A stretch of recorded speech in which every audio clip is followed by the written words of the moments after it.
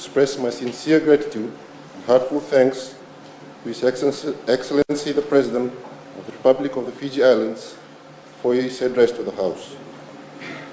First of all, I want to give thanks to the Almighty, our Lord Jesus Christ, for His abundant blessings. Leaving the pleasantries and commentation and thanks towards the end of my speech, I'll get straight away into the debate proper. While I note that His Excellency picked up some very broad themes to speak about, such as democracy, common national identity, politics of fear, culture of coup, and before summing, he made mention about the OK land and the Constitution of Fiji. As a responsible opposition, loyal to the people of this land and living with the edicts of reality, we cannot allow many of these themes to go unchallenged in this debate, because the fact is these themes or issues were chosen by the government of the day. Allow me, Madam Speaker, to begin with the 2013 Constitution. The fact that the repugnant document is that it remains a draconian law imposed on the people of Fiji, failing short of international standards. It is simply a pity how we can celebrate something that, one, has negated our genuine parliamentary democracy, constitutional dictatorship. Two, makes a mockery of the Bill of Rights. Three, has tampered with group rights and entrenched rights of the natives of Fiji. Four, seated draconian decrees curtailing to the freedom of expression. And five, has divided our people instead of uniting them. Which leads me to assert my party position that there is a dire need to relook at the 2013 Constitution if you are genuine about seeking national unity and stability, progress and prosperity. Madam Speaker, as a new member of this House, I do not wish to jump from the frying pan into the fire on issues which are sensitive and carry emotional value, and at the same time range as contentious national issues. However, it will be dereliction of my duty if I do not comment on some of them. We are told that no land has been lost in the last 1 decade. And yesterday, the last speaker on the government benches made a lot of noise about the consolidation of the Itoke rights. I crossed swords on their court, and in doing so, let me set the record straight. Madam Speaker, when the 13 High Chiefs of Fiji ceded Fiji to the United Kingdom, we, the natives of this land, will guarantee our status as the indigenous people of this land with native rights. We will guarantee our land and resources ownership rights, and based on that premise, it was reflected, embraced, and entrenched in every constitutional arrangement we had negotiated from 1970 to 2006. The suspension and then the dissolution of the august body of the indigenous people of Fiji, being the Great Council of Chiefs, elimination of entrenched group rights of the Itoke people in the Constitution, and the slapping of a number of decrees diluting our control and management of our resources are more than enough evidence to substantiate the loss of Itoke rights and resources ownership. There is a sheer breach of that deed, good faith of the chiefs and the Itoke people of Fiji, and a gross violation of Article 169 of the ILO Convention. Nothing is further from the truth. Madam Speaker, I must commend the speech made yesterday by the former leader of opposition, Konrote, when she spoke about how the antics of some of the honourable members on the other side of the House contributed in instilling fear-mongering, entrenching the dependency syndrome, and using divisive tactics in the last election to harm the spirit of unity and harmony in this nation. I fully agree and endorse those remarks. They are nothing but facts. Madam Speaker, in paying tribute and thanking His Excellency the President, which is the subject of this motion before the House, I am reminded of how His Excellency the President appealed to all the stakeholders in the general election of 2018 to campaign upon issues. Living up to that credo, SODELPA fielded one of the best slate of candidates and alternative policies and programs to seek office to govern the nation, but not the Fiji First. Instead, the Fiji First turned a blind eye to that appeal from the head of the state and deployed politics, connivance, and convenience, fear and diversion, personalization, and vote buying, aspiring at securing 50.02% of the mandate. It came at a lethal cost to the national unity now. We inherit from the verdict of the voters a nation divided as never ever before. When I was elected to this House and I sat here on Monday, witnessing honorable members taking solemn oaths, there was a glimmer of hope in my heart and in mind. Perhaps we have emerged wiser from the verdict of elections to shun the old habits of the past and have really transformed ourselves. But the speeches that I've heard from the other side of the House, I can safely and surely say now that indeed old habits die hard. Bottom line, Madam Speaker, is that we can only ignore the message by the people of Fiji at our own peril. They voted for change, freedom from bondage of overregulation, overtaxation.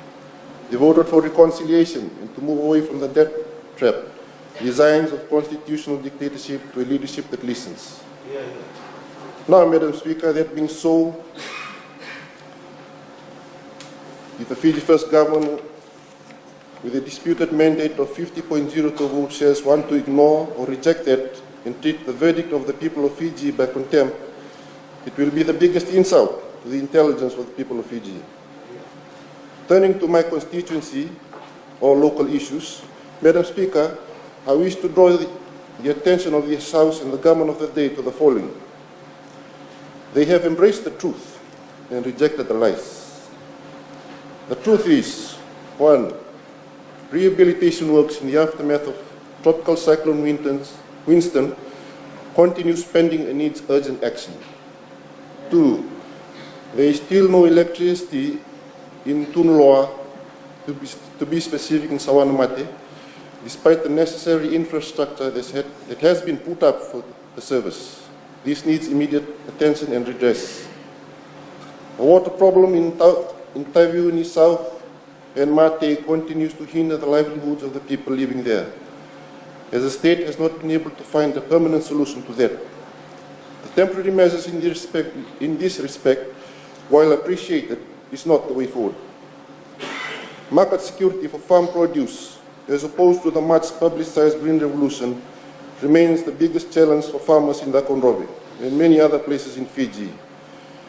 And without addressing this pressing issue, we cannot complete or achieve the intent of the so-called Green Revolution. Road maintenance to the north and south of Taiwan is not well maintained.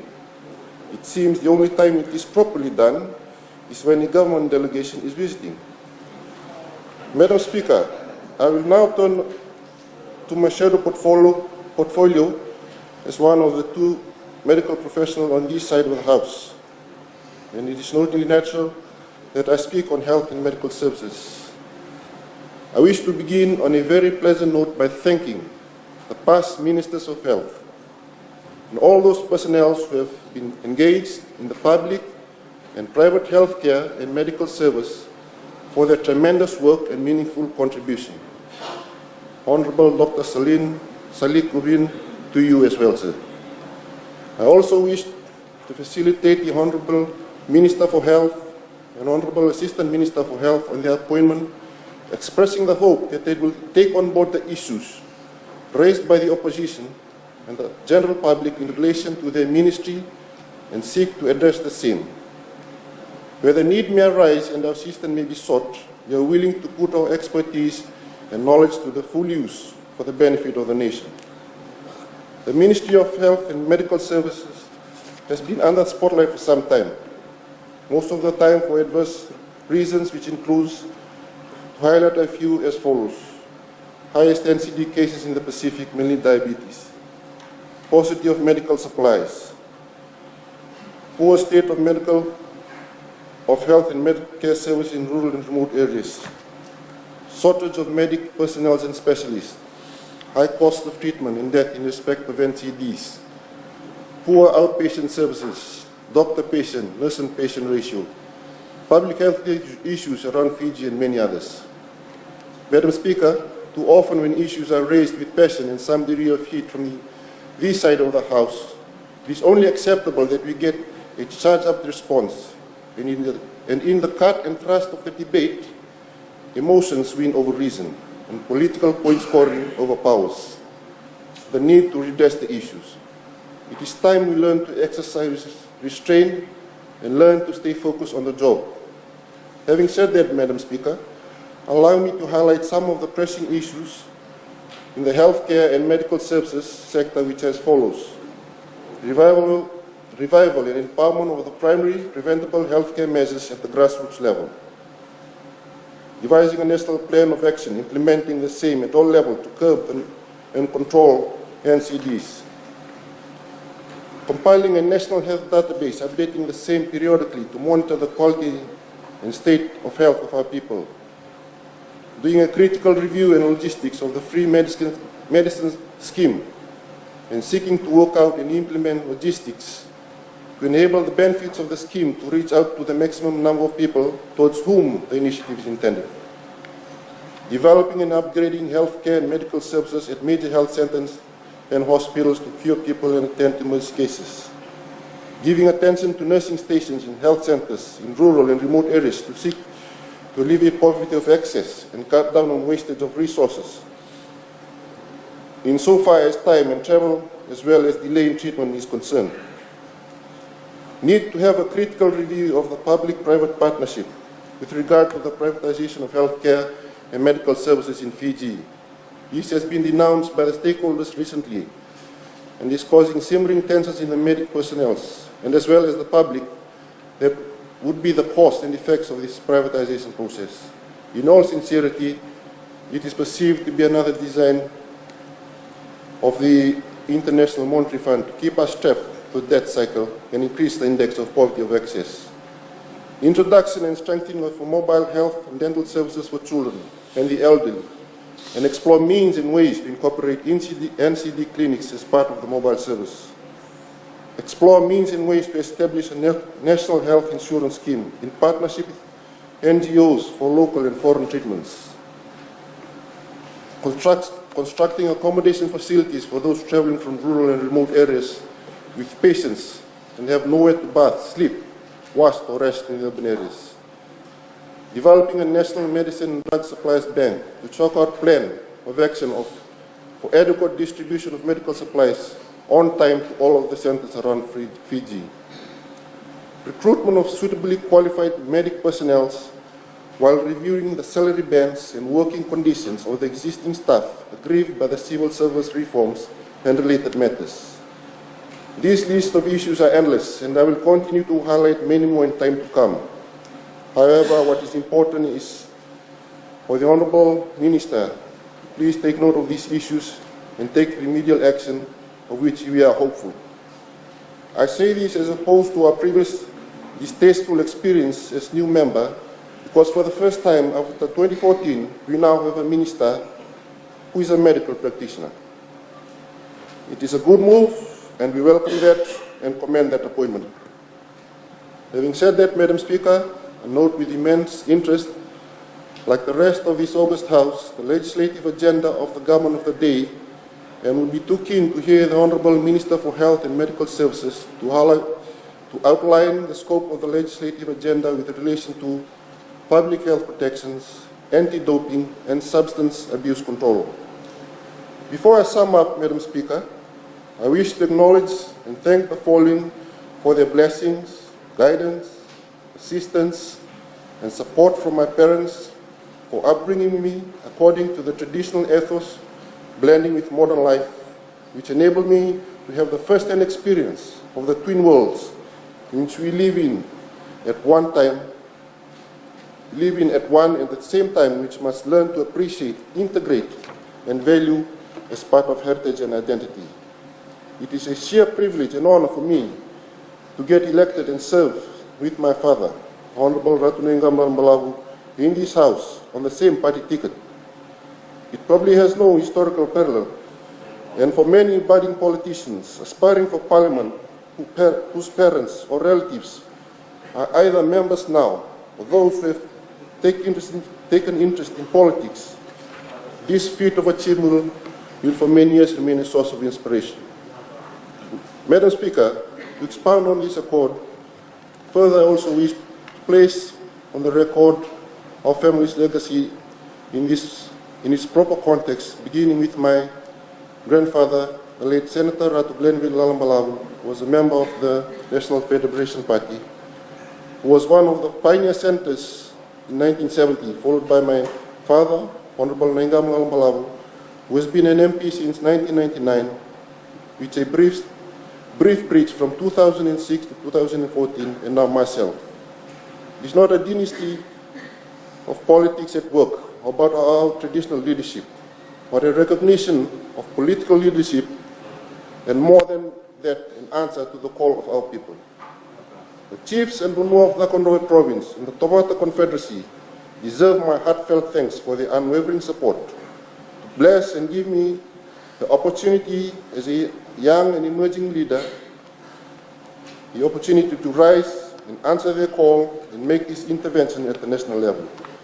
I also wish to remember and thank my teachers, elders and trainers, work colleagues and fellow students, relatives and friends, siblings and mentor figures for their continuous encouragement and training and development that I received as a health professional, village and urban dweller, and not forgetting my days as a university scholar.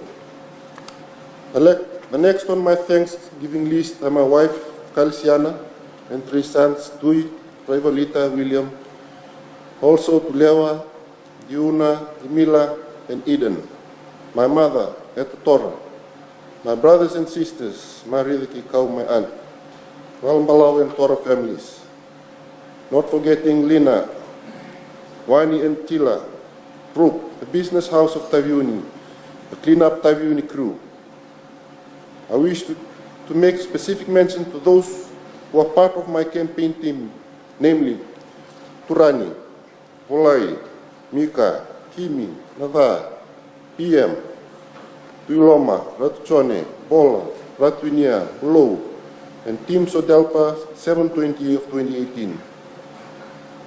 In any election of the gigantic scale that we have fought with a single constituency facing the mighty of freebies, culture of silence, unabated propaganda, it was indeed a daunting task to run a campaign to match that level of opposition. But the strong faith of my campaign managers, volunteers, polling and counting agents, supporters, and voters saw me elected. I am deeply indebted to all of them. In politics, Madam Speaker, ours is where the party or the nation is always greater and larger than the individual and the leadership that listens. I wish to assure the party of my unreserved support and must put it on record that I stand by the objectives and principles, missions and visions of SODELPA to the core, which includes my total support for my party leadership, like every other honorable member of our party in this House. On the same note, Madam Speaker, I wish to pay a very special tribute to the former leader of opposition, Honorable Rote Mumukapa, for exemplary leadership in the last 4 years, while expressing the hope that our leader, who is a celebrated statesman, Honorable Major General Sitiben Rambuka, who is a proud son of my province, Nogugase, as well as Fiji, to lead us to greater heights in the next 4 years. He has already begun that by leading us to impressive electoral triumph of 6 more seats that we have had last time around. Allow me to finish, Madam Speaker, by saying that we in SODELPA advocated and stood for change. The quest for change we deemed was necessary given the modern slavery upon our people in form of over-regulation, over-taxation. It was a journey to liberate Fiji from the shackles of constitutional dictatorship and pave the way forward for free, just and prosperous United Fiji. With those few words, Madam Speaker, I offer my good wishes to you and your deputy, congratulating all the honourable members upon their election to this House and those appointed to the Cabinet. I support the motion before the House and wish everyone a Merry Christmas. God bless you.